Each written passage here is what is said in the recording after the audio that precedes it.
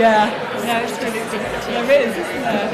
I know, I think I've definitely got an alter ego with alternative life, which is like a kind of radical professor. Definitely.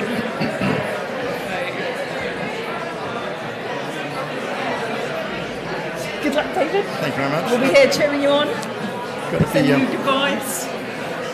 cautious with the water. Okay, yes, sorry. Okay. No, I'm not going. Yeah, exactly. I'm not going to have it. I'm done now. I've mine before.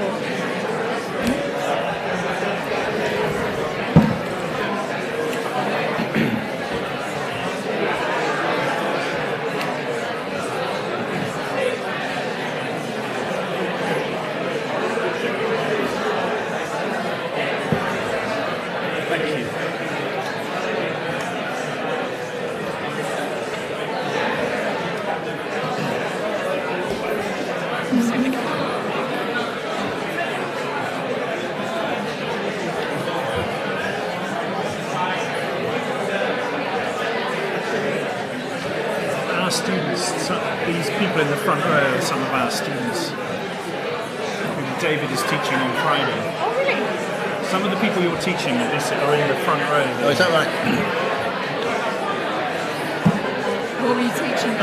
Are they on Friday? What were you teaching them, David? A session about social investment. Yes, because that's what we were saying, that's how you met each other, and I totally... which is completely my fault, because when we met, I don't think you talked about social finance at all, so it's like the whole side of you I had to talk. But obviously a very important one is I don't know, that's a good So did you I do would that have thought the like the mother of majority, invention? a significant majority are LSE people. With the So that's how it came about. Because they're curious. And then another small constituency who come in here because they're curious. One of our students is said one day, essentially kids go out. Explain the Good Relationships project for about half an hour. He'll explain the work that he and others have been doing. I'm then going to ask a very distinguished panel, whom I'll introduce in a second, to respond to David's thoughts. I'll then ask them some extraordinarily difficult but very insightful questions. And while I'm doing that, I want you to think about your brilliant questions that you will then ask us from the floor or online. For reasons of technology, the online questions will be relayed by microphone by my colleague Karina, who's sitting over there. We finish at 8. Welcome. David Robinson is a community development worker and well known in these parts as someone who has spent a lifetime developing innovative social finance mechanisms and someone who's managed to be beloved on all sides, as you'll see from the Guardian quote in the biography that brought you to this room. Kirsty McNeil, on my right, is the Executive Director of Policy, Advocacy and Campaigns for Save the Children. She was a Special Advisor to Gordon Brown and currently chairs IPPR, as well as the Civic Power Fund, and is on the advisory board of Scottish Futures. Most pertinent, I think, is she is the Labour candidate for the Midlothian constituency in Scotland, so has an imminent election on her mind. Gemma Mortensen is a friend, founder of New Constellations and the chair of More in Common. She sits on the advisory board of Yale's International Leadership Centre and the Apolitical Foundation. So that's just a very brief skim of their much more extensive biographies. So welcome. David, if I may, can I ask you to tell us about the Good Relationships Project?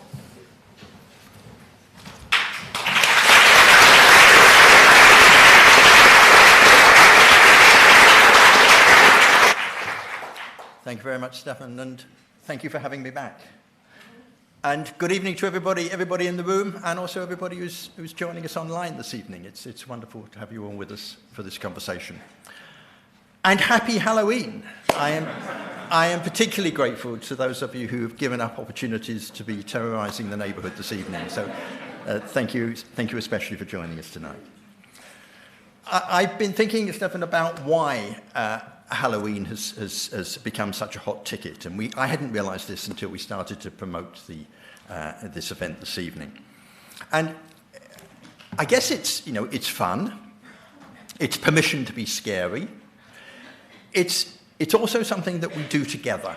We do in friendship groups, and we do as whole communities. And isn't that really the magic of the thing?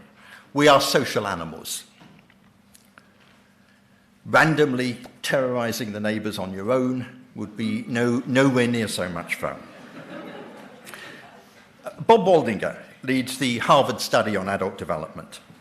It's the largest and longest of its kind anywhere in the world.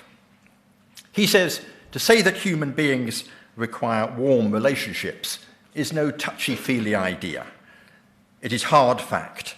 We need nutrition, we need exercise, we need purpose, and we need each other. So I want to suggest to you this evening that if you want to change the world, start with relationships. They are the groundworks in any society, the foundations on which all else is built. Effective education, just policing, stable childhoods, thriving communities, compassionate care, a fair economy, responsible government, flourishing businesses, even longer lives. Waldinger again. Good relationships keep us happier and healthier, period. I know that embracing this huge sweep from the intimate to the global invites some skepticism. But I want to suggest to you tonight that there is no task in adult life, public or personal, which is not done better with an enhanced understanding of relational skills. How to collaborate, how to manage bias and power and parity of esteem, how to forgive, negotiate difference and resolve conflict. Everything works better when relationships work well. We think of that as a general theory of everything. And this is why, in an age of Zoom, world leaders still cross the globe for face-to-face summits. Why, decades later, adults still remember their best teachers.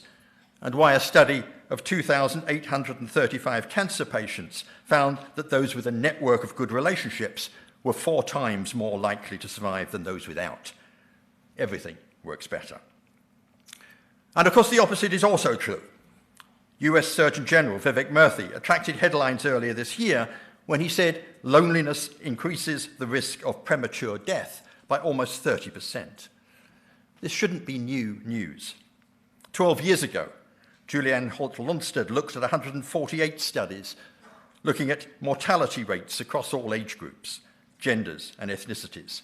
She concluded strong connections increase the likelihood of surviving in any given year by more than 50%.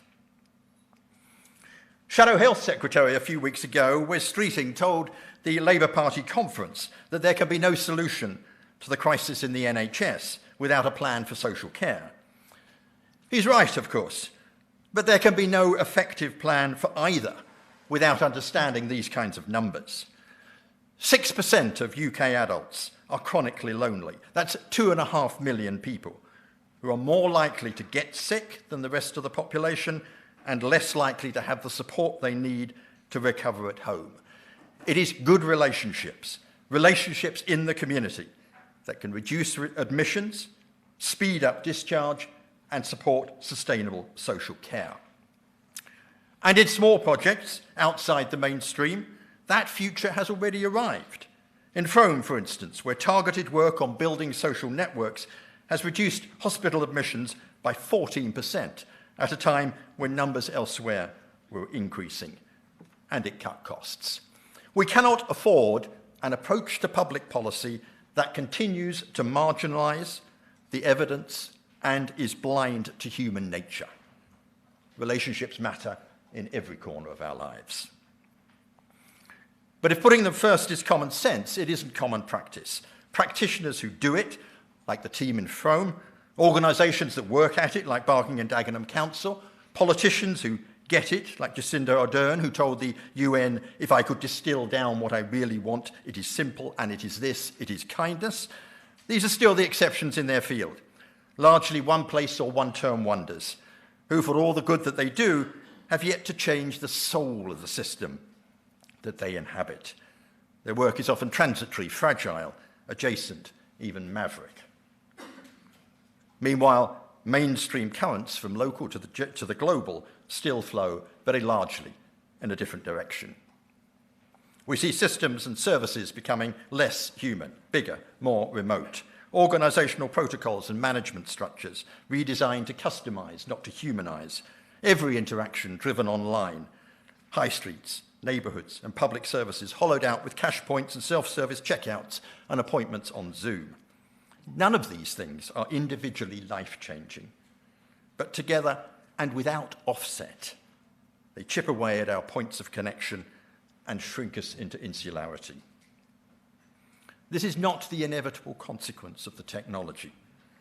Machines enable the behaviours that we choose for ourselves and for others, but they don't make the choices.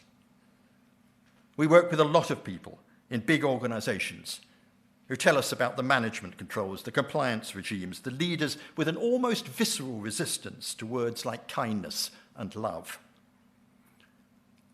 I think of the doctor telling us that her hospital training included the advice, you're not a person here, you are a professional. In the week of the Global Summit on Artificial Intelligence, I am as worried about human beings made to behave like machines as I am about machines being made to behave like human beings. I think there is a logic. I think there is a pattern in all this, a pattern shaped for the last several decades by strict adherence to the narrow logic of the market, fashioning the political discourse, bleeding into the ways in which we think about ourselves and one another, and setting an approach to our shared lives that is increasingly mechanical, individualistic, and impersonal. And my point is this: that pattern, that mindset, underpins not only the hundreds of thousands of local decisions, but also our approach to the biggest global questions, to how we care for the displaced, how we trade fairly and effectively across the globe, how we respect and share the natural world. These questions too, and many more, are all about relationships, about how we live together. And whilst we address them with a mindset, a deep code that is deeply unrelational, we won't meet the challenges of Monday morning, let alone of the next generation. We are not machines, wrote the late Chief Rabbi Jonathan Sacks in 2020. We are people, and people survive by caring for one another. Market economics and liberal politics will fail if they are not undergirded by a moral sense that puts our shared humanity first. Economic inequalities will grow. Politics will continue to disappoint. There will be a rising tide of anger and resentment and of loneliness, depression and drug abuse. All these things are related. When we see this, we have already taken the first step to a solution. If you want to change the world, start with relationships. Now, I understand those who will say, I get this for the little things, but the big stuff, the Middle East, for instance. Others are better qualified to talk about this than me. Here's John Alderdice. He was Speaker of the Northern Ireland Assembly at the time of the Good Friday Agreement and is also a consultant psychiatrist. He said, the biggest step for us, the biggest step, was in understanding that resolving our problem was about dealing with historic, distressed relationships, not rules or constitutions. We know in our personal lives that the law can set down limits but doesn't make good relationships. It is understanding, he said, it is understanding, regret, responsibility, and remedy, changing relationships that makes for new possibilities. Professor Neil Denton, our Relationships Project colleague and community mediator, tells me about time he spent with Zogby al-Zogby. He runs WAM, the Palestinian Conflict Transformation Centre in Bethlehem. The centre supports communities to build relationships that are, says Zogby, the roots that support the branches. of future peace, justice, and change. It is, says Zogby, the only thing that we can do, and it is the only thing that will work. Now, these words may sound hollow in the Middle East tonight. Changing relationships to make for new possibilities, roots that support the branches. But equipping ourselves, and especially our children, to understand one another better, and challenging the paradigms that undervalue or ignore these relational skills surely is the thing we can do in every dimension of our lives. Relating well is a learned skill. I imagine an education system where relational literacy is the fourth R, thoroughly and systematically taught from nursery to university, a world where no professional training is complete without the relational component, from basic proficiency to depth and excellence. And a time when our leaders at every level put relationships first, systematically, and our organizations, large and small, are institutionally relational. 5 years ago, the Relationships Project took its first steps towards this world of good relationships, endeavoring to balance that big picture vision with practical constructive work on the ground. Large-scale problems don't always require large-scale solutions, wrote David Fleming. They require small-scale solutions within a large-scale framework. We've been building a body of knowledge about those small-scale solutions, gathering stories and data, developing the language of relationship-centered practice, of relational offset, bumping places, relational poverty, because until we conceptualize relational behaviors clearly and consistently, there can be neither shared understanding nor collective action. We've made tools and led training. We ran the Relationships Observatory, studying shifts in relational behavior, particularly during the pandemic. And working with others, we've made the Relationships Heat Map, the Kit for Councils, the Relationship Makers Guide, the Active Neighbours Field Guide, the Bridge Builders Handbook, and other practical tools used by organisations across the UK and further afield. And we've started to join the dots, to build a field of practice. We're mapping the many brilliant organisations and individuals who put relationships first. We set up the Relationships Collective, learning from and with the servant leaders who together represent just some of the pioneers. And we convene communities of practice and run the relational councils and now the learning network. Over the last 5 years, we've worked with many hundreds of organisations, large and small, voluntary and statutory.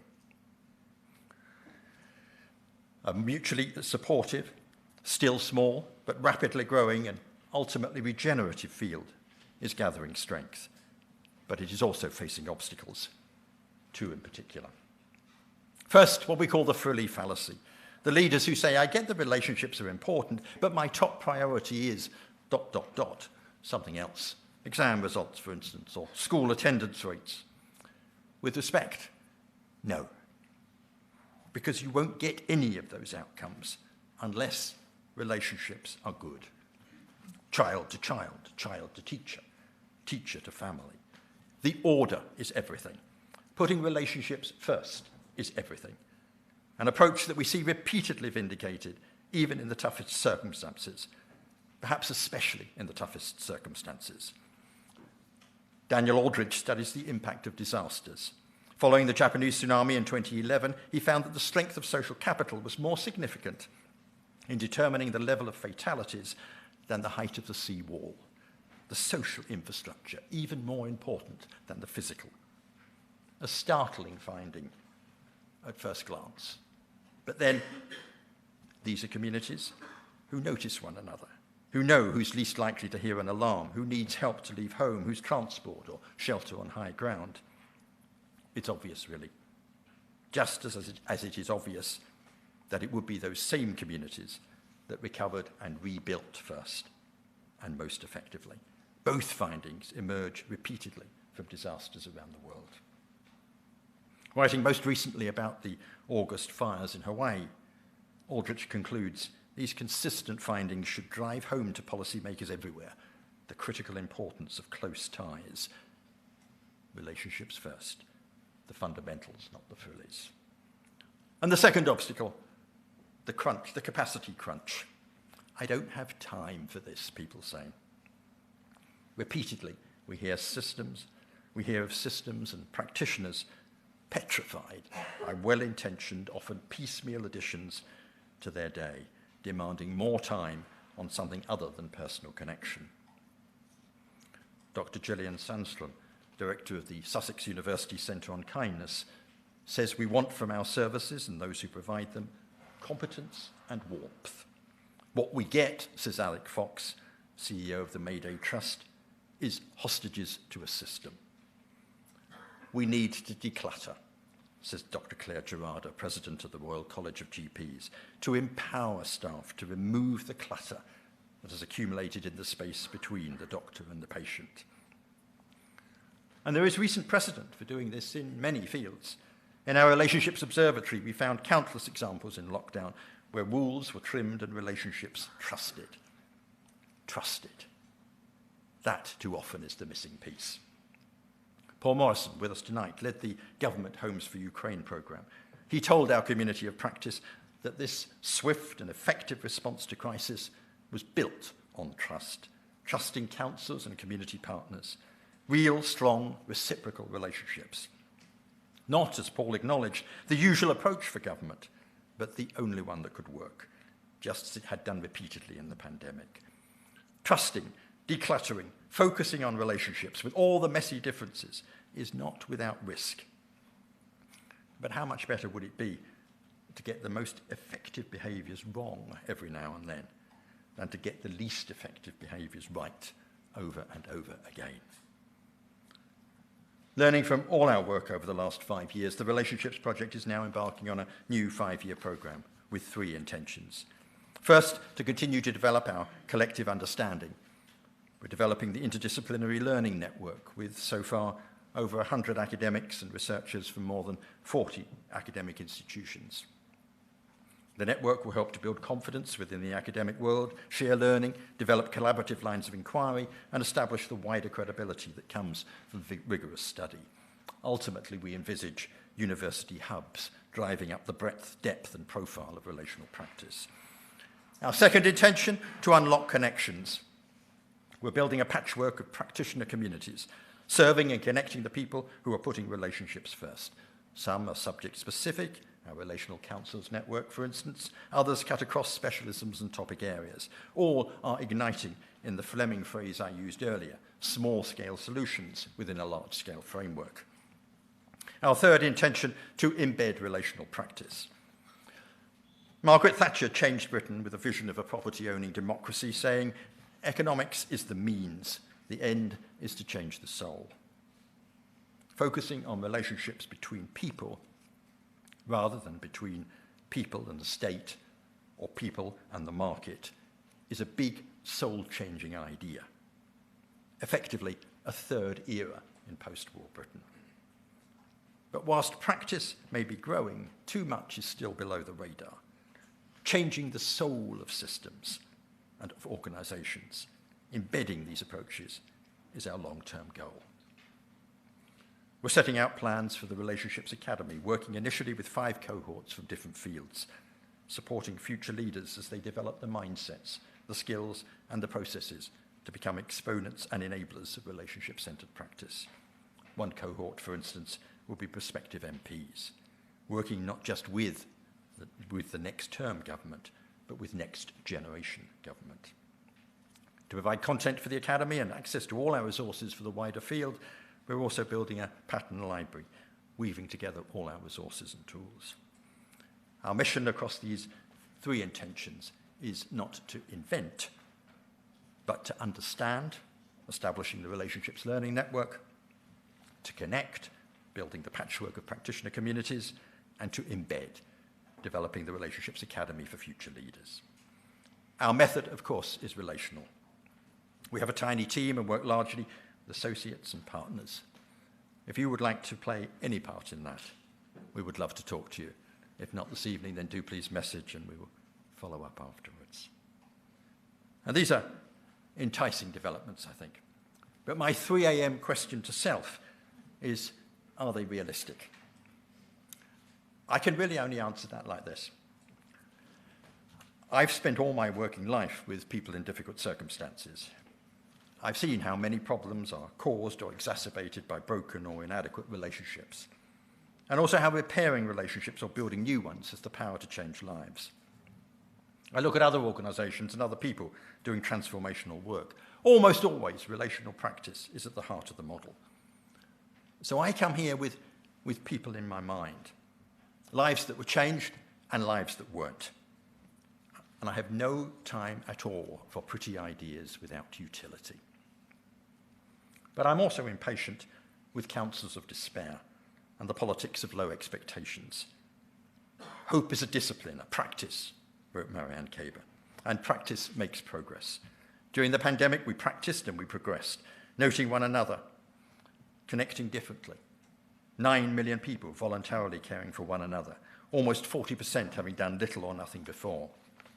At the Relationships Project, we called this the moment we noticed. The better angels of our nature were suddenly flapping everywhere, wrote historian Peter Hennessy. The banging of the pots and pans were the sounds of a people rediscovering themselves. We moved, in Professor Putnam's phrase, from a me to a we society. None of us were untouched by the pandemic.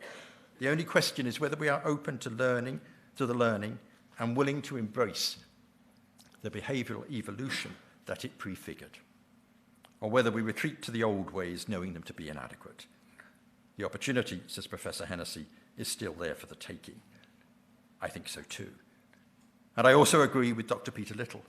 Michael Little, who says, a small group of activists with the right idea delivered at the right moment can change the mindset and behaviours of millions of people.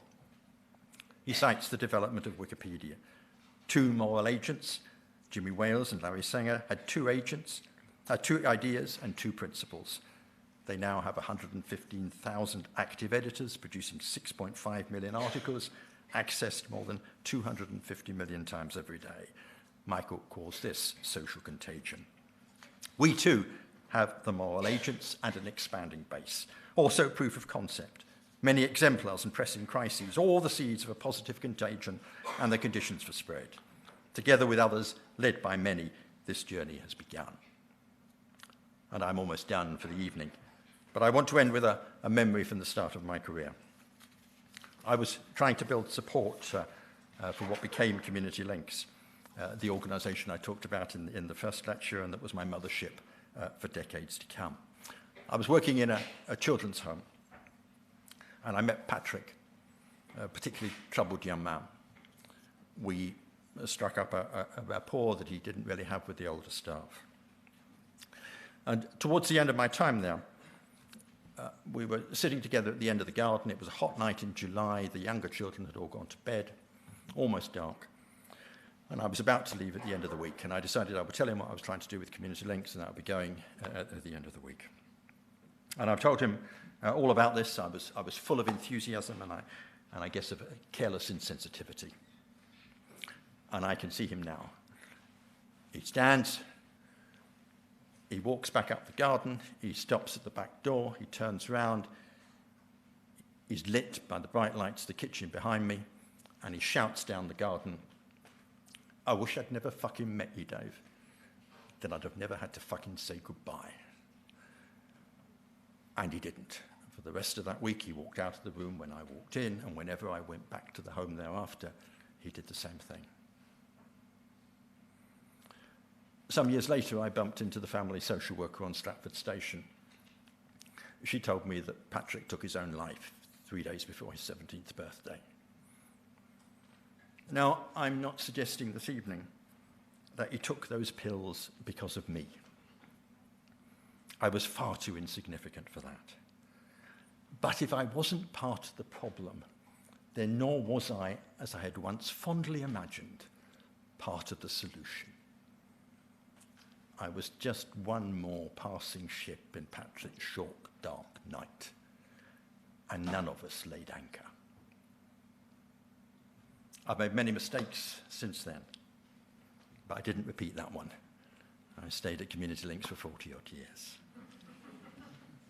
I'd learnt about the importance of real, reciprocal, sustained relationships, about what we can do as individuals and as parts of a system, and about what, maybe inadvertently, we do. And I'd learnt that we can't change anything of substance without attention to one another. without noticing what philosopher Simone Weil calls the rarest and purest form of generosity. But if we do put relationships first, we can improve lives. We can start to move the way people feel and think, rewrite those deep codes. We can embed the shift in the way systems and institutions behave, the little things and the big stuff. And we will change how we live together. If you want to change the world, start with relationships. Thank you.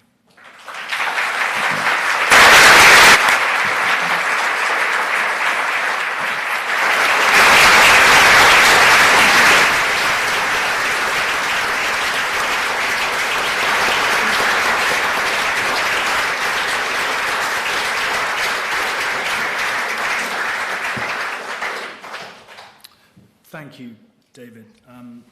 I'm not going to comment. I'm going to go straight to Kirsty and ask for her responses to your lecture. Thank you. And I would like to pick up one of the things that David said at the beginning about why we're almost allergic about talking about love. And this past weekend, there's an organisation that I hugely admire called Who Cares Scotland, and it organised something called the Love Rally. And it does that every year. It's a membership organisation. It fights for young people who've had experience of the care system.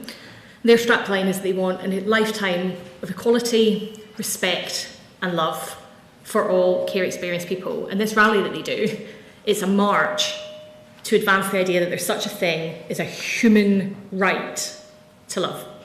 A human right to love and be loved. And I've attended a few of these rallies because my own mum had experience of the care system, and I go there to honour her.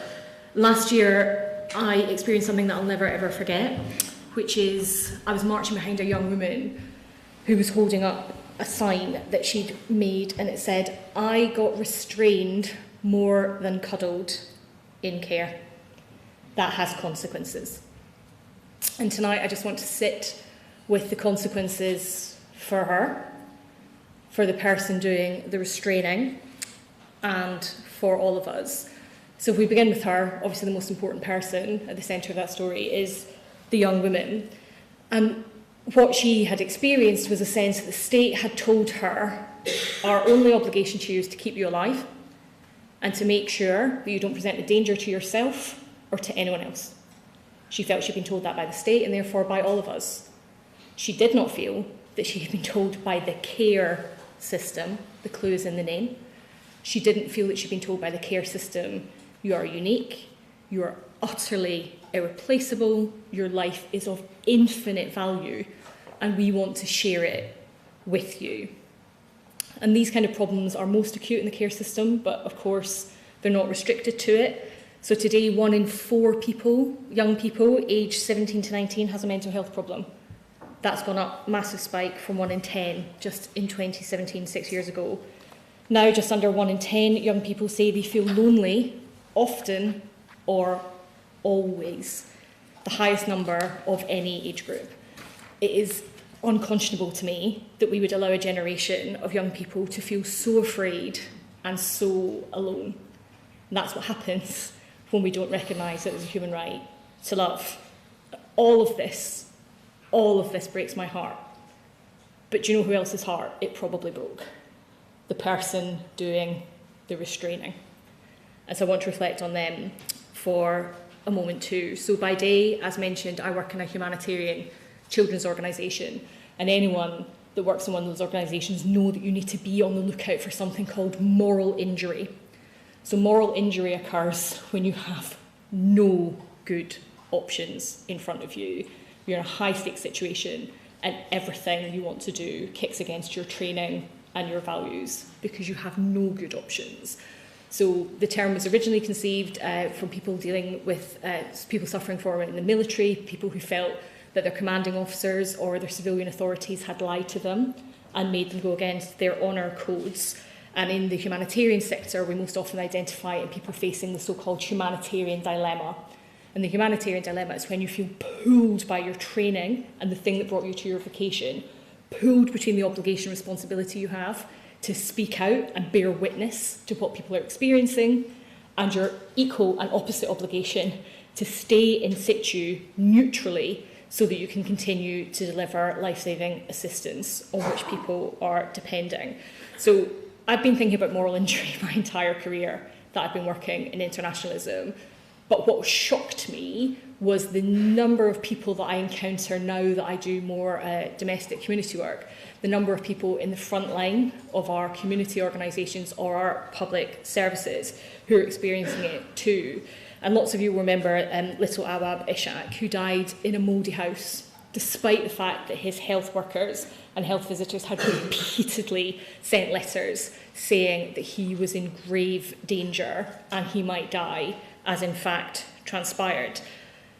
And when I was trying to process the fact that that had happened in our society in this century, I asked a health worker that I knew, like, do you send letters like that? And she said, all the live long day. Despairing, she said, I do this all the time. So do my colleagues, and we do it knowing that the person who receives them can't do a damn thing about it. So I send letters knowing that the housing officer on the receiving end has as little power as me because there just isn't enough decent housing stock to go around. I think too of the youth worker who said it is impossible to make a mental health referral from our youth charity unless the young person has an active plan to do catastrophic harm to themselves that day. If they don't, they simply cannot be prioritised. So we have an entire generation of community workers, youth workers, public sector workers who've been turned into gatekeepers to resources, and it goes against everything about their training and everything about their values. So tonight I want us to ask, what do we think that does to the spirit? What do we think it does to the soul of those people? They know that they have a calling, a vocation, not a job. They've been brought to that despite all their skills, all their qualifications. They pay a huge salary sacrifice to do that work because they desperately want to be of service to other people. And they know that the best way to be of service to other people is to form proper relationships with them. But they simply can't in the way that David described. And I would argue that's because 13 years of austerity have created a relationships calamity. 75% of doctors who were surveyed by the BMA said they found the description given to them of moral injury was resonant with what they were contending with. So today, by design, we are breaking the very people that we rely on most because we are subjecting them to moral injury. And we're doing this to the people whose work doesn't always make the headlines, but always makes the difference. It simply can't be sustained. And so that brings me to my third point. If it's not sustainable, it has consequences for all of us, a society in which people cannot be supported to have the relationships that they want and they feel called to in our public services and in our communities. That society is one with terrible consequences with every last member of that society. And those are consequences that can be measured in the way that David described, in lower productivity, in higher crime, in poorer health.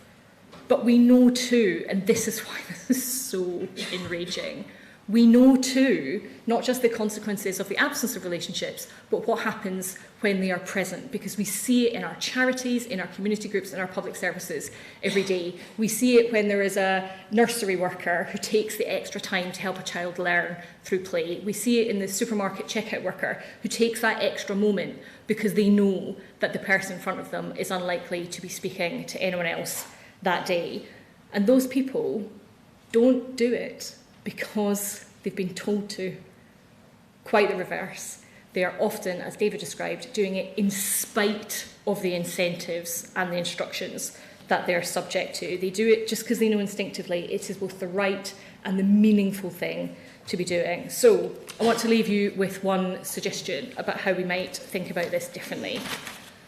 What if, instead of the systems that we have allowed to be designed and to which we are party, what if instead of those systems we decided to build ones that had that human right to love at their core? What if we stopped feeling squeamish about it? What if we took that lesson from Who Cares Scotland and we said, the question for all of us with every single decision that we make day by day, because our society is nothing more and nothing less than than the sum total of the decisions that all of us make every day about how we're going to treat one another? What if we said, we will ask ourselves of every choice that we make, will this contribute to or inhibit the creation of loving relationships? Now, David said that we face a frilly fallacy, and that very much resonated with me, because I know what I'm saying sounds a bit woo, right? It just does. In policy-making circles, for folks who work at the Treasury, for folks who do commissioning, this can and does sound a bit woo. But the reason I would encourage you to have confidence and take comfort from the fact that we might actually be able to adopt relationship-based practice as the norm is people used to say equalities impact assessments sounded a bit woo too. People used to say that sustainability was a bit woo too. And now it is utterly routine that before we spend public money or make serious choices about how we live together and implement policy, that you would do an equality impact assessment and environmental impact assessment.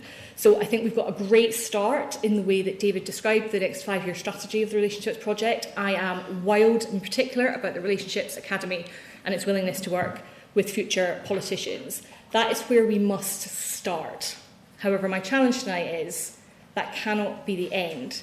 We'll only know whether we've reached the end if that young woman tears up her placard and Who Cares Scotland thinks it doesn't have to march anymore. Thank you, Kirsten.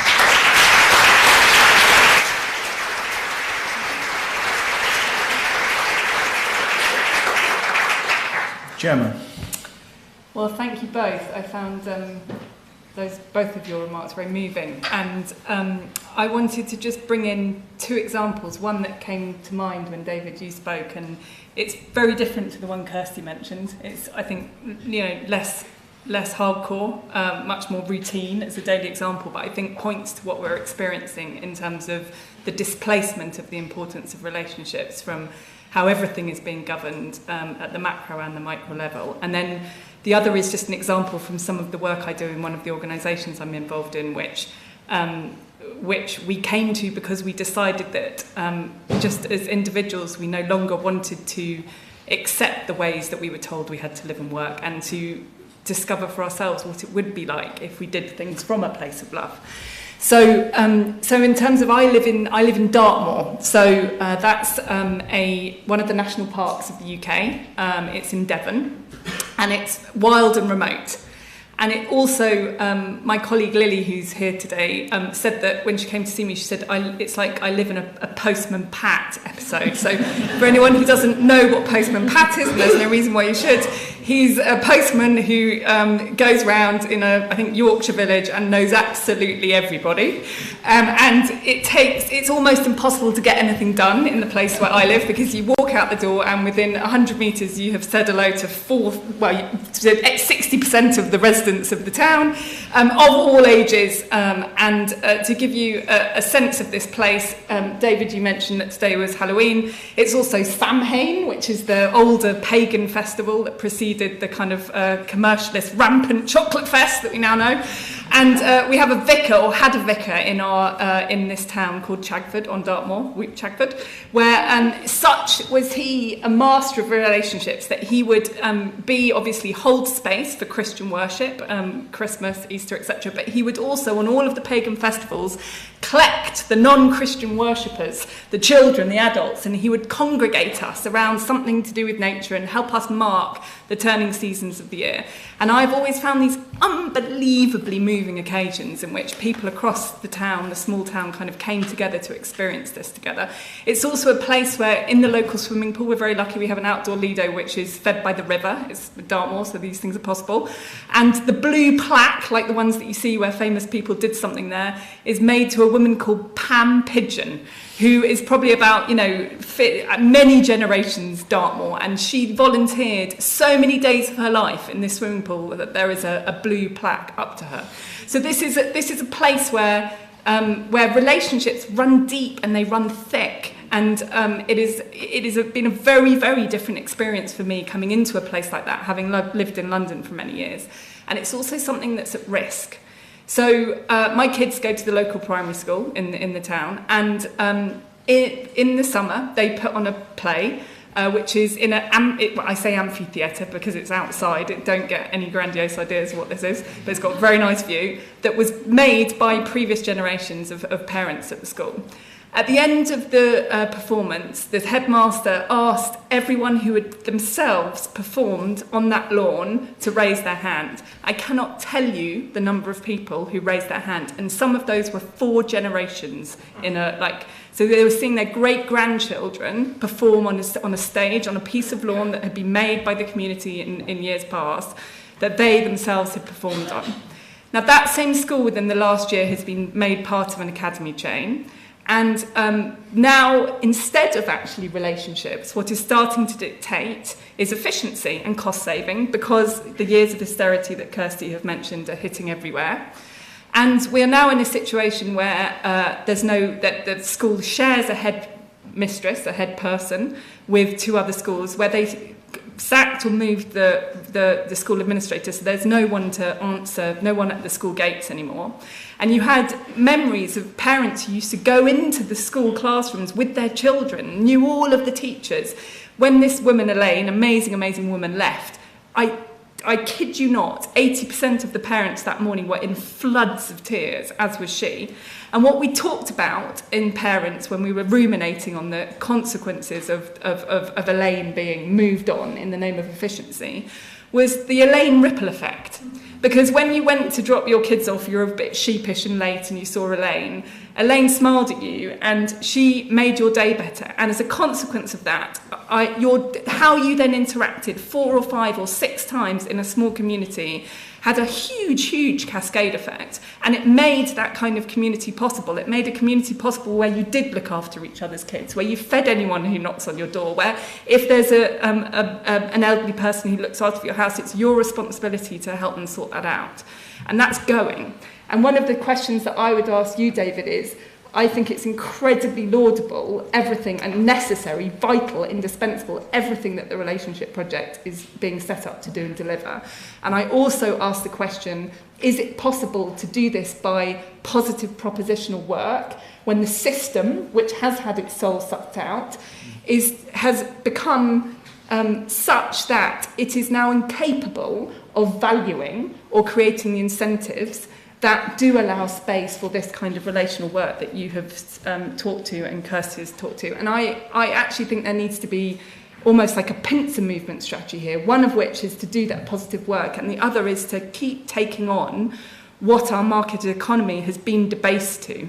It does not need to be like this. It is possible. David, we were just talking earlier that one of the things that you've done in life is reimagine how the financial system can value things more than only profit, but we have to ask ourselves, what do we value and how do we value them?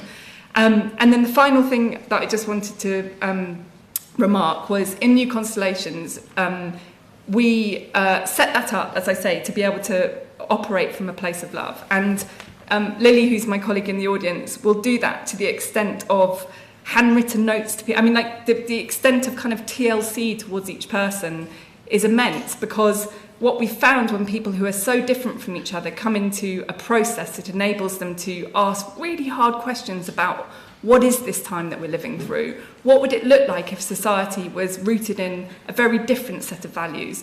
People go through a very, very emotional process of realising what it actually feels like to be back in relationship with people who aren't like us, who are different. And I think that we're losing that experience, one that is visceral and wonderful and like an experience of love itself. And we have to find these spaces in which, as you are doing, David, people are taught how to build relationships, but also these spaces in which we protect those moments where we can connect with each other deeply and beautifully, because I think it's only through that reconnection that we'll realise what we stand to lose, and also just how delicious and wonderful that experience is when we get it. So, yeah. Thank you, Gemma.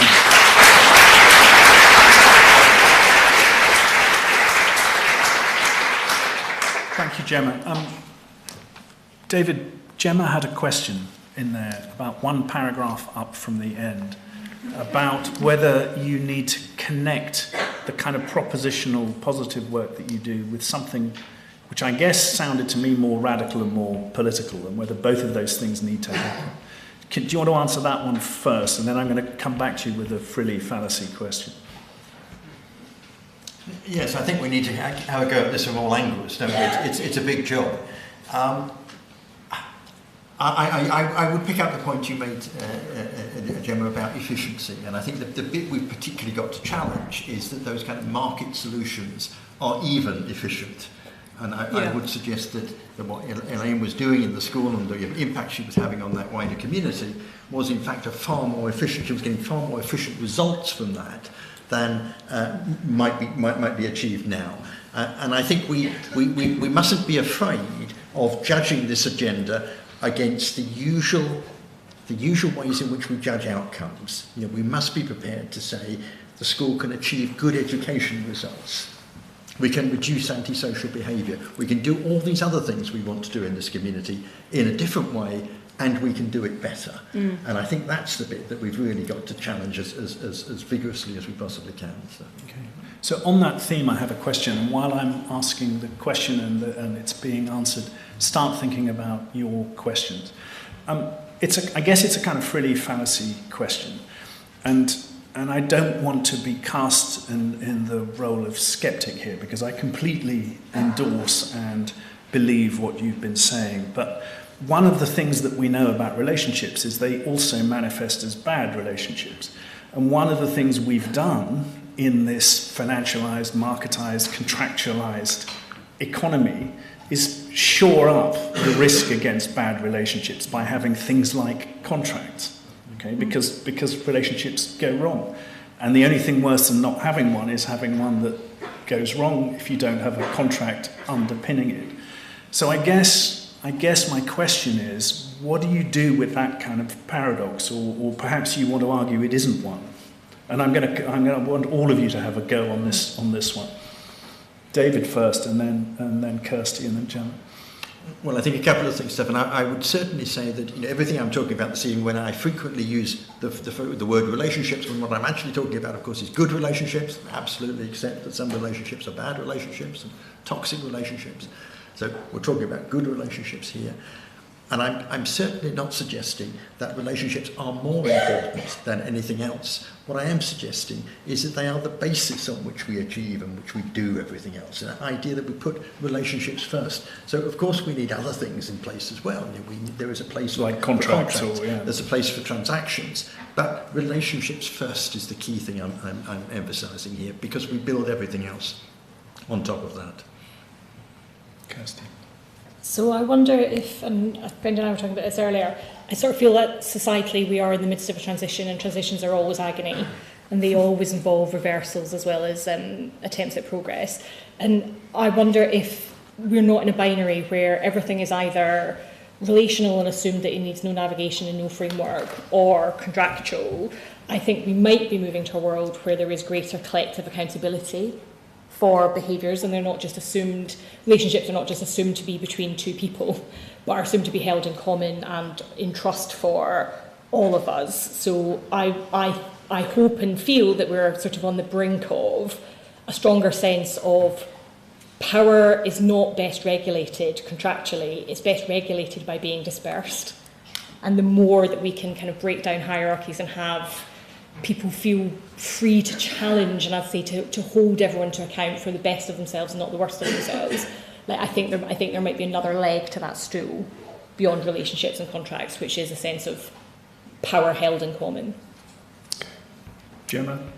Yeah, I think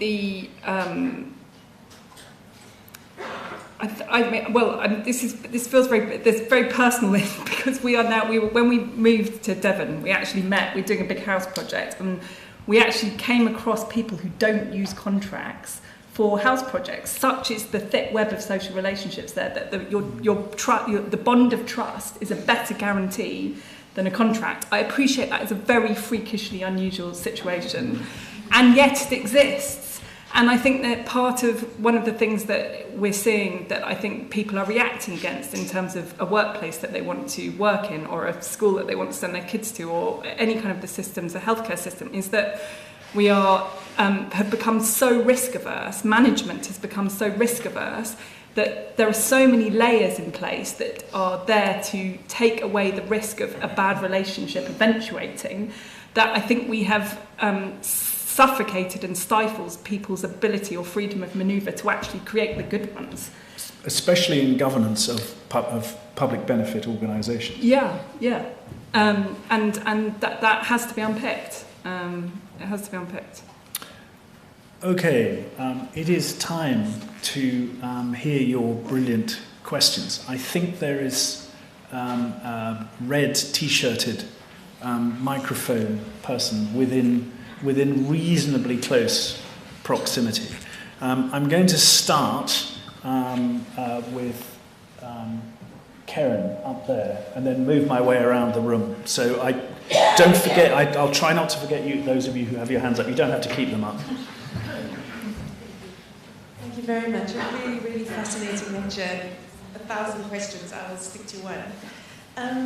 This really touched. I'm South African, and I was going to stand up here and not talk about the rugby, but I actually think the rugby really does show something relational, which it surprises me that everybody is surprised by, which is how strong those ties are beyond what you expect in your day-to-day. And I was privileged to be able to do studies in South Africa, which is the world's most unequal country, in very unequal parts of the country. And what it showed is how strong community-embedded relationships are to hold the fabric of our day-to-day together. David, I think this is very particular to some of the comments you were making, which is those relationships are enabling, but they're not necessarily empowering. Which is when you do need that extra something, the magic of a rugby team, to enable people to step out past what they know.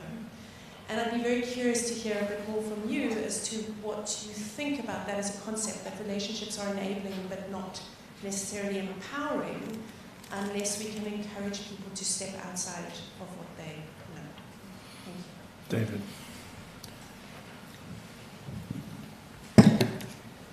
I think this is what I was talking about when I said about the need for relational education. And it strikes me as extraordinary that beyond the most basic biology, we do so little training in how to build and sustain relationships that are both enabling and empowering, to understand the distinction that you're making this evening.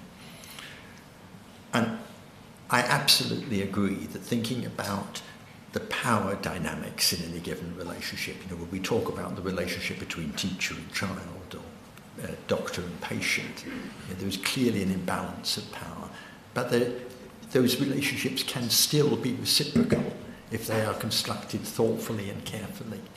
And I think being much, much more thoughtful about the nature of the power relationship, its relationship with trust, and how we can construct relationships that are genuinely reciprocal. We are nowhere on that kind of agenda in almost every aspect of our life here.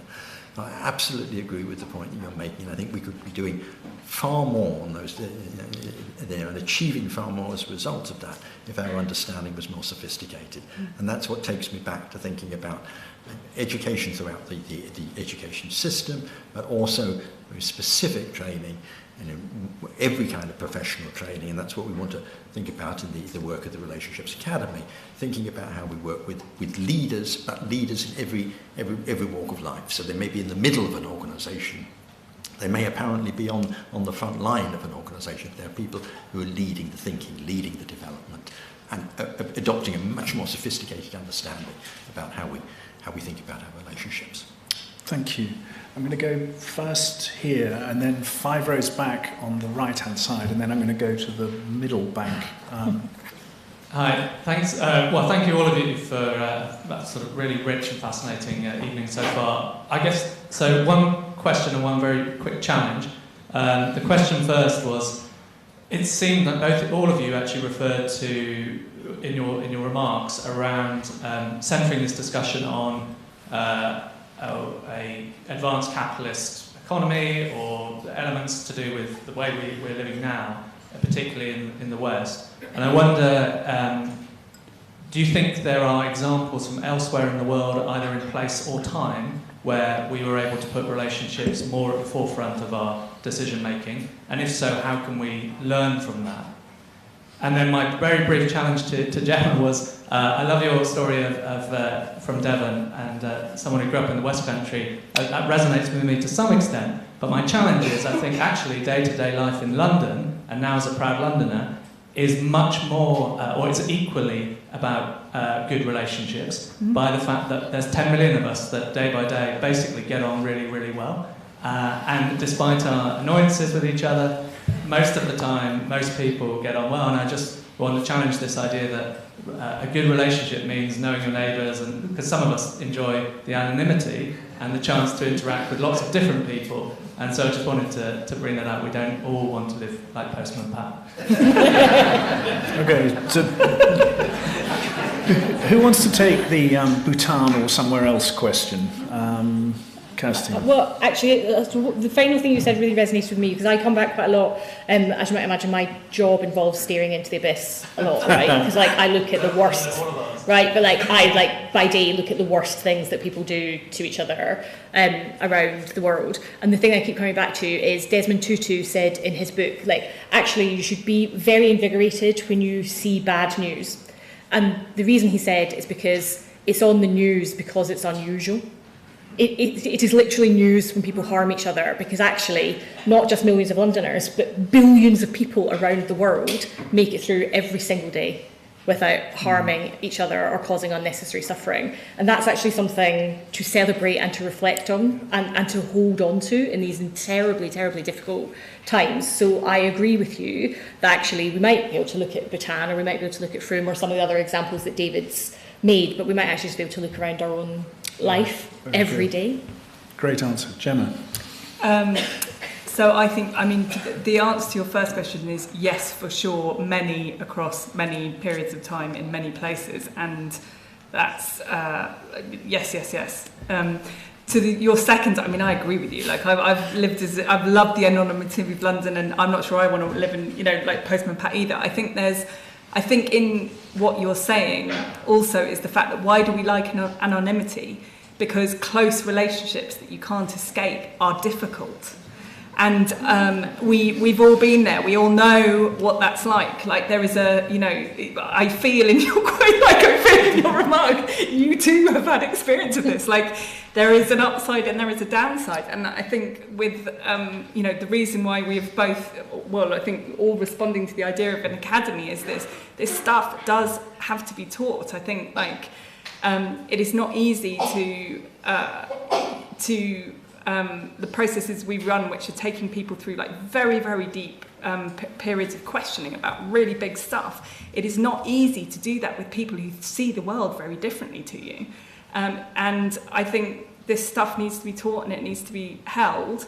And both of those things, are marvels. The fact that we can withstand close relationships despite the difficulties, and the fact that we can live together anonymously but beautifully is, these are all wonderful facets of relationships. Yeah. Thank you.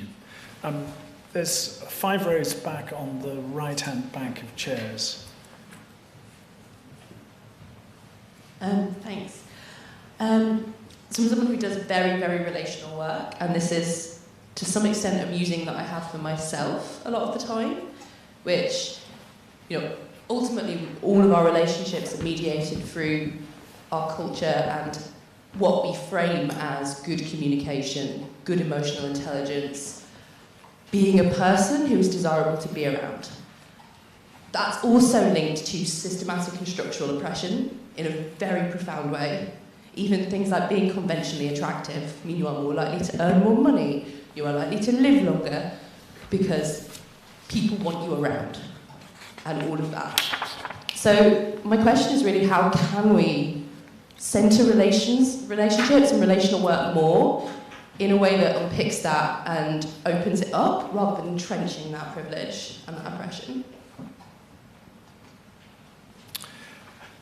Who wants to start with that? I'm going to ask you to go first to that, Gemma. So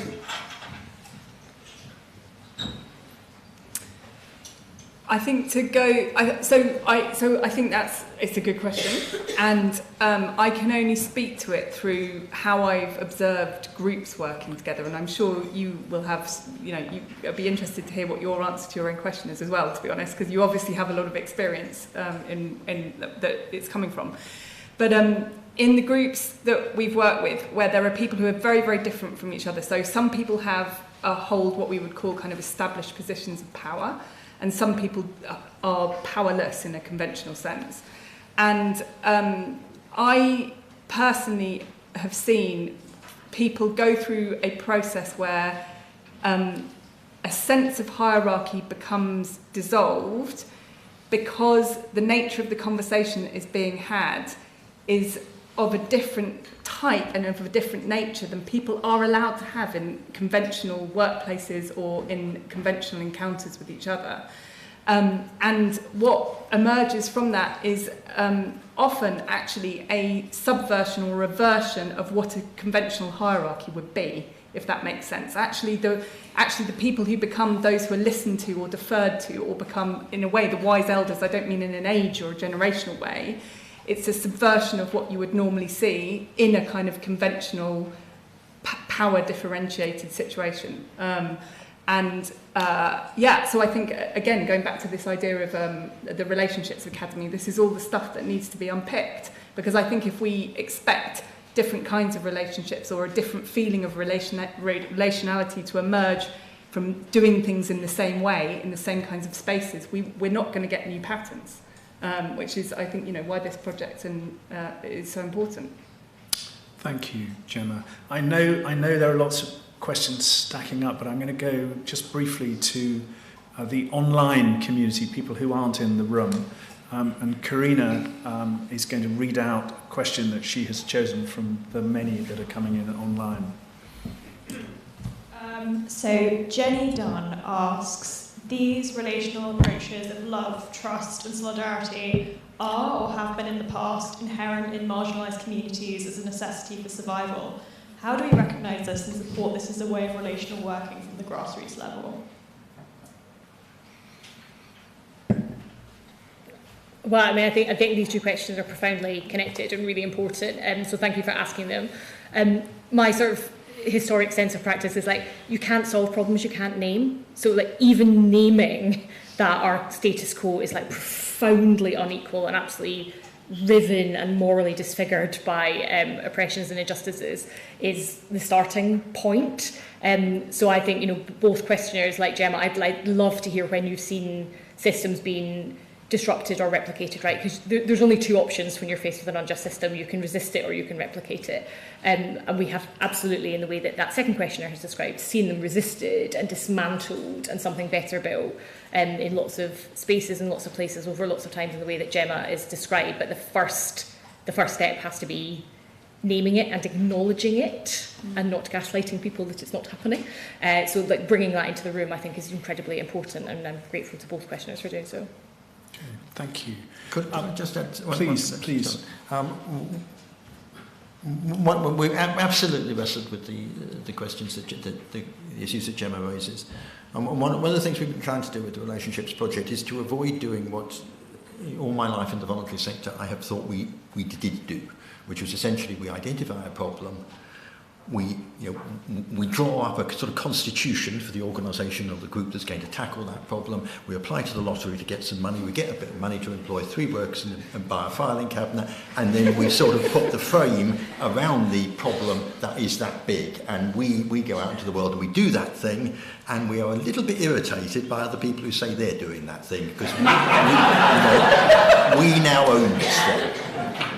Now, we've tried to not do any of that with the Relationships Project, which is to set it up. We have an organisation called Shift, which provides us with physical hosting, so we're not even constituted in a formal kind of way.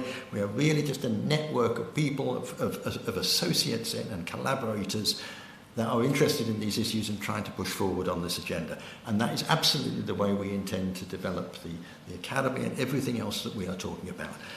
And I think that it is only by operating in that way that we can have that breadth of engagement in the issues that we're talking about. So I wouldn't begin to think that I could competently answer Jem's question on my own. The point is that we need to engage everybody in thinking about this stuff because it is relevant to all of us.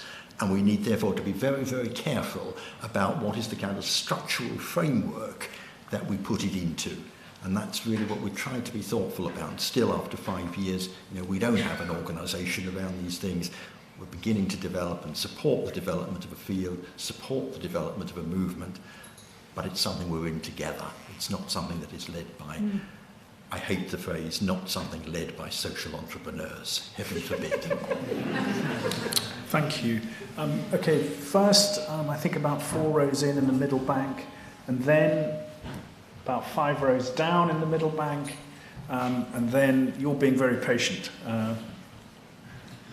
Hello, my name is Charles Owen. I run a company called European Pubs, and in my venues, a lot of relationships develop, so I'm very interested in this. I actually went to your lecture 5 years ago, David. I found it fascinating. You talked then about the concept of relationship capital, and I was very interested in how the project had developed in terms of how you might go about measuring that and the work that you might have done in that area.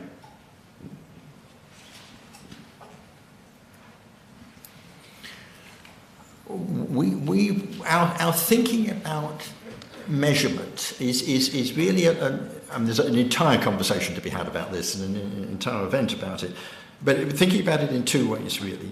One about measuring the strengths of a relationship, and there are other organisations, many organisations that have engaged with this very thoughtfully and do good work around it. The other is how do we measure the effect of a good relationship on all the other things that we want to achieve. And I think in making the argument, particularly the public policy argument, it is the second bit of that we need to get much better at.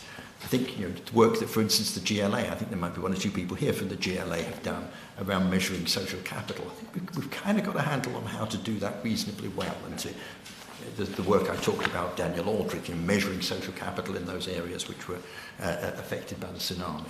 We broadly know how to do that. It's the relationship between that and the other things that we want to achieve that we are not so good at. So it is that we find commissioners of public service contracts going out saying, what we want to achieve is reducing antisocial behaviour or any of these other things, and then coming back to us with the fully fallacy argument. We understand why relationships are quite a good thing, but still, what we really want to do is to reduce antisocial behaviour. We are only going to overturn that argument, or turn that argument round, by being able to measure the connection between the social capital and the outcome we desire. Work in progress. Love to involve anybody who's thinking about this kind of stuff as well. Thank you. In the middle bank, about 5 rows down, please. There you go. No, there you go. Exactly. Thank you. David, you know I love you and your work immensely. But I'm sitting here feeling a bit kind of anxious.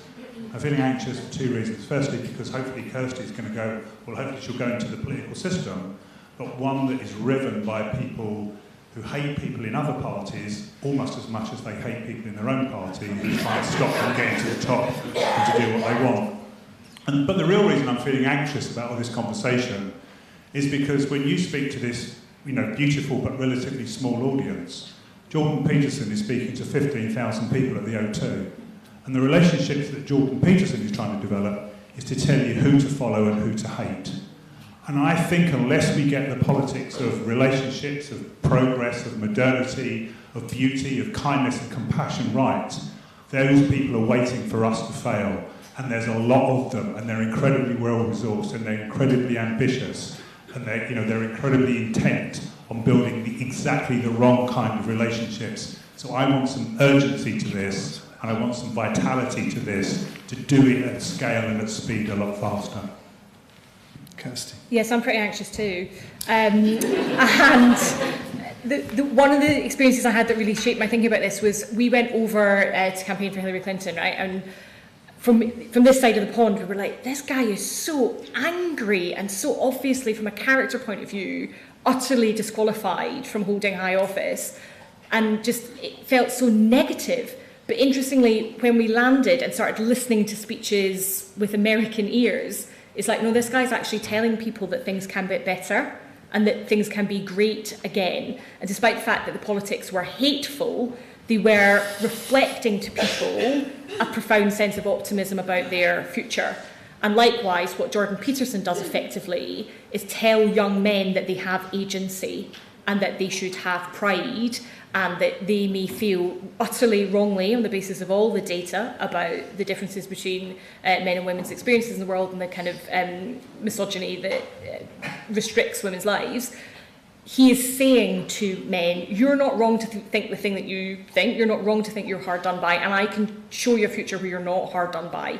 So for me, the real lesson for progressives is, if you are not optimistic about the future, we will always lose out to people who are. And I used to do loads of training for women who were thinking about going into public life, and we'd make them like draft leaflets and draft hustings speeches and draft press releases, and it would always be, where we live is utterly shit, elect me.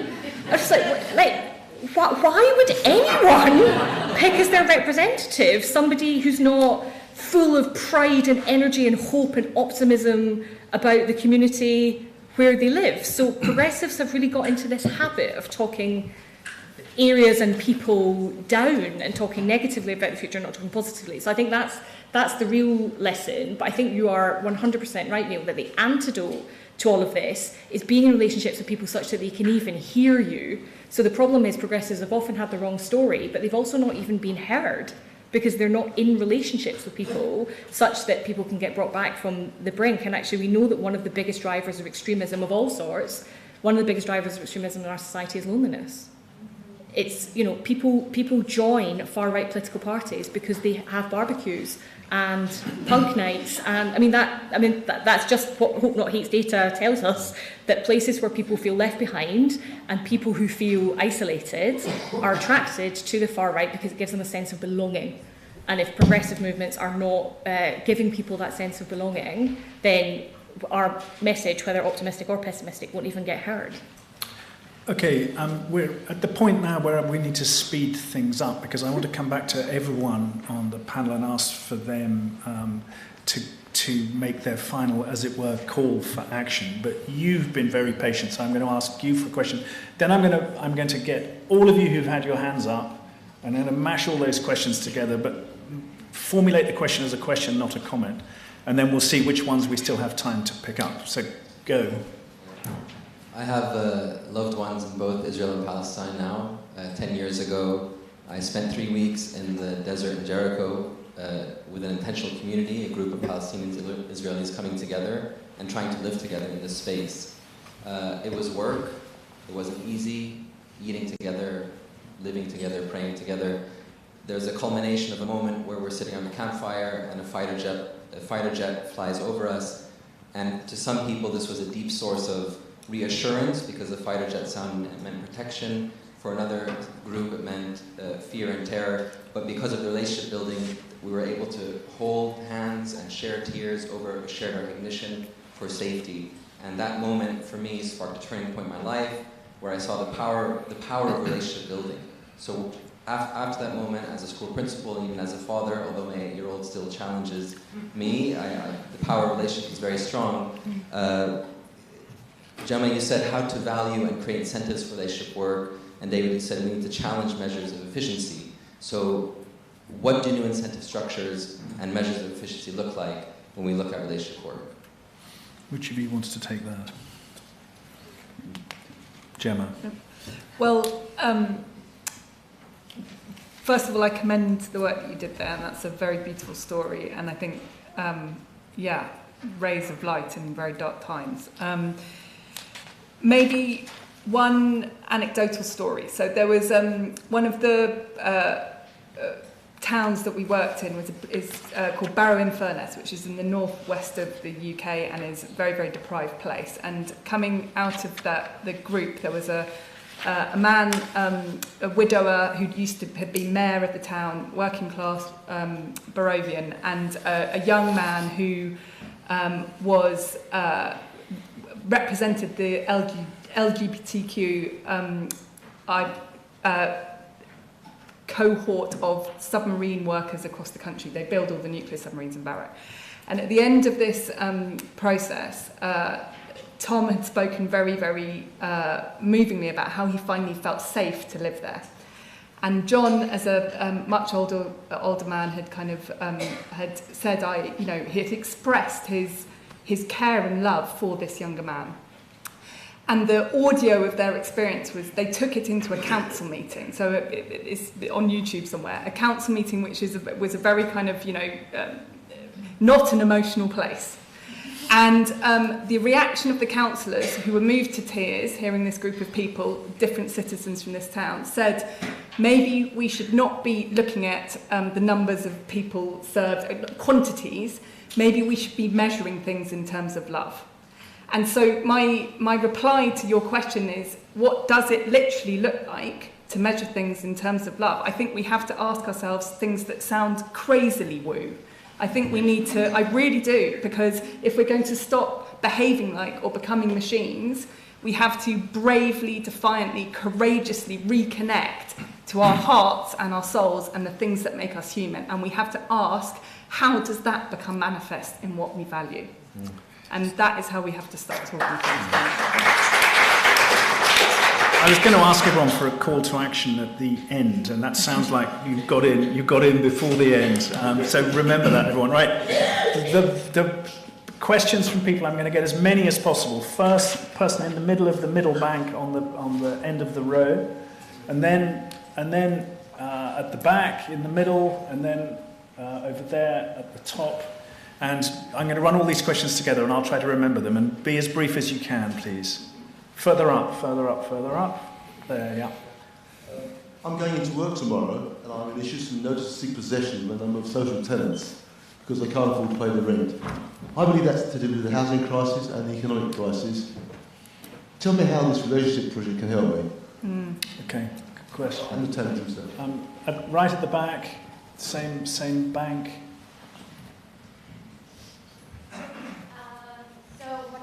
I've figured out both personally and professionally is that there's a need when you're talking about relationships to also do work on yourself, deep work on yourself, to be able to be one of those very important units in building these relationships. So to what extent does the initiative take that into account in terms of working on yourself? Great. On the left up there at the top. I've lost the microphone. Hello, it's here. Oh, it's there, okay. Hello. I didn't see you, sorry. How do we better ridicule thinking that acting like a machine is what we want to do, or managerialism? How do we successfully, I missed the verb. How do we better ridicule? Ridicule, yeah. Got it. Okay, last one is just over there. We've been talking a lot about systems, but like the person over there, all my questions about personal practice. So I draw a parallel with something that I've been hearing or observing a lot in campaigners and social justice activists, which is especially the younger sort of generation of activists, which is the recognition that changing systems and challenging systemic injustice and caring for others requires a lot of emotional toil and personal energy and emotion, and therefore self-care is just as important as sort of that journey of caring for others. So how would you advise other relationship practitioners what would you advise them to do, or top tips or standards that maybe you hold yourself to account in terms of how individuals do their relationship practice? You can't have deep, beautiful, loving relationships with everyone, right? Thank you. Okay, 4 questions, 2 of which are essentially about self-care or emotional work. One of which is, what do I do tomorrow if the system I'm trapped in requires me to make people homeless? And the third is, how do we build better ridicule, or in other language, how do we better attack the systems that are causing these problems. Anyone can pick up any or none of those questions. I just want to hear a final word from everyone on the panel before we close. And I'm going to start with Kirsty. Okay, so I think we have to get comfortable working on two levels and at two speeds. And by that I mean the question about, is the relationships project the answer to the system that you're trapped in, sir? No, right? Because it seems to me like you're experiencing the exact moral injury that I talked about, that you have gone into housing work to help house people securely, not the opposite, that we are all trapped in systems. So I feel like our relational practice, and certainly the relationship project as one sort of locus for that, necessary but deeply insufficient.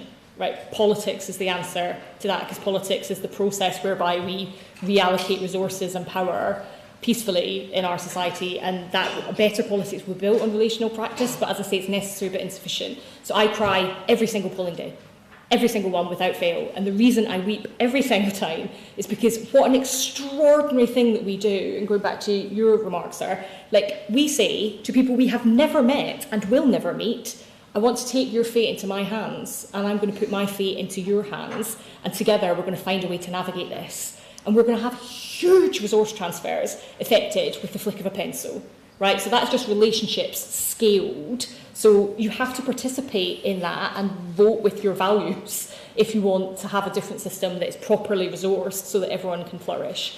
So we have to operate at this meta level, but as the questioners have said, we also have to operate at an individual level as well, because our lives are mediated through individual interactions that we have every single day, and that's why the Elaine effect is so profound. So David said hope is a discipline. I also think love is a decision. Mm-hmm. So like this idea that love is a feeling is like for the birds, right? And anyone who's been married a long time will tell you that. Like it is a decision, and you make it every day to say, I am going to behave in a loving way towards you regardless of your behaviour. I'm going to behave in a loving way to you today, and I hope that that'll be reciprocated. And like we scale that in society. So just the thing to do tomorrow is just to decide to be loving. So you've done a Gemma thing. That's your call to action. Very good. Gemma, and then last Get word this woman to elected.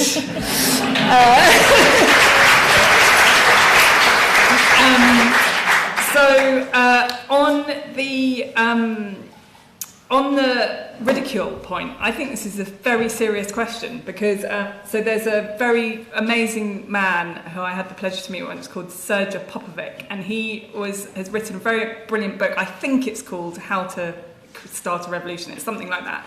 But it was about how in the uprising again in Serbia there was the use of humour, and how actually that was very, very, very, very important, because to ridicule in a way that reconnected people with laughter and made people realise that something that had become normalised was absurd and unhuman was actually the most effective way of reconnecting to people's hearts and minds, rather than this seeming like some kind of distant ideological something. So actually, I think the question of how to ridicule, not in a way that is pejorative and derogatory, but how to ridicule as a creative way of helping us see things afresh, is actually quite a good and serious question. And then in terms of sir, when you said that, like, oof, I feel your day tomorrow. And all I can say is imagine if the work that you do was created from a root of what would it look like if you were able to go into your day tomorrow through relationship. And looking at how you ask that question, I'm sure that the way in which you will go and have to do things which must break you apart tomorrow, the way in which you will do that from the kindness of your face will make a difference to those people tomorrow. And how sad it is that you're not given more space to do that. Good answer. David, last word to you. On the point of ridicule, I think one of the fascinating things about talking about this is I could go around and ask every single one of you about a relationship that's been important in your life. There is something about this that we've all experienced relationships that are important, good relationships, and also many of us have experienced bad relationships. And I think that's the place at which we need to touch people. So I take your point about ridicule, and I think there's an interesting idea there. But I think really try to hook on to how relationships have changed our individual lives, but how it is that we behave differently when we become parts of a system or a structure, and help people to understand the distinction between the two. And one of the things we've been doing in the Relationships Project is developing the practitioner communities that I mentioned earlier, which is really about supporting one another in that process, but also trying to focus on some of the really difficult issues which it throws out, including, for instance, in the councils network, thinking about how does this connect with the cost of living crisis and the work that is going on in councils at the moment around that. So part of my answer would be, and linking into my call to action, Stefan, would be to have a look at some of the work we're doing around that, have a look particularly at some of the work we're developing around what we describe as solidarity spaces and practitioner communities, so we can support one another in the development of this work. And also perhaps have a look in relation to the point about self-care and the moral injury questions which Kirsty raised earlier. We've been doing quite a lot of thinking about what is relationship-centred practice. It isn't just about being nice to one another. There's some really vigorous and thoughtful ideas here. How do we develop that more carefully? What can you add to the development of that kind of thinking? And help us as we begin to progress this agenda in ways that gets it taken seriously and also helps us to do it better. And so my call to action would be, come and join us.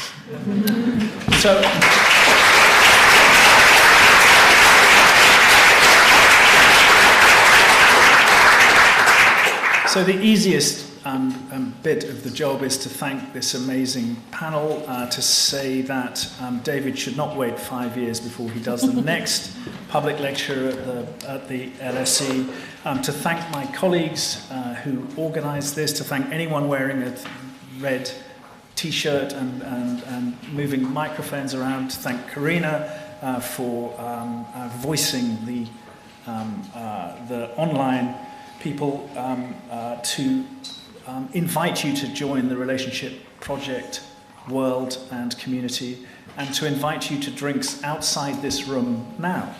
Thank you.